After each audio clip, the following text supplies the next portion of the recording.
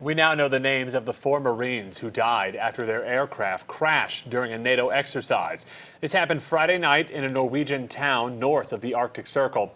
Commanders identified the Marines as 27-year-old Captain Matthew Tomkiewicz, 27-year-old Captain Ross Reynolds, 24-year-old Corporal Jacob Moore, and 31-year-old Gunnery Sergeant James Speedy. All 4 service members were stationed at Marine Corps Air Station New River. That's not far from Camp Lejeune in Jacksonville, North Carolina. Caitlin Richards shows us how that community is mourning their loss. The 4 U.S. Marines that were killed when their Osprey aircraft crashed were stationed at the Marine Corps Air Station New River in Jacksonville. Even though the crash happened in Norway, it's hitting close to home, to where locals are speaking out. The Marines at the time were taking part in a NATO exercise called Exercise Cold Response.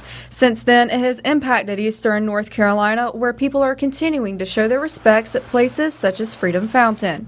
Civic leaders laid a wreath in memory of the Marines, saying it's been a sad weekend. We come to this fountain because it's a gateway to Jacksonville in Onslow County.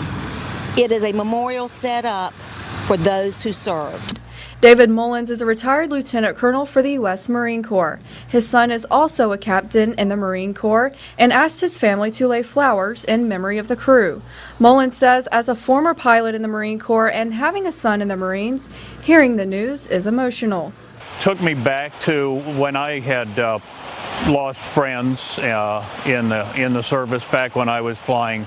And it just really brought back all of the emotions and again, remembering the families, because they are so often forgotten. We think about the military members, but we forget about the husbands and wives and sons and daughters and siblings that are left behind.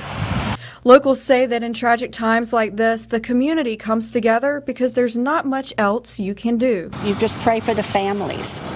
And we want them to know that we're here for them. We're here for all the military, because I don't think this community would survive without them.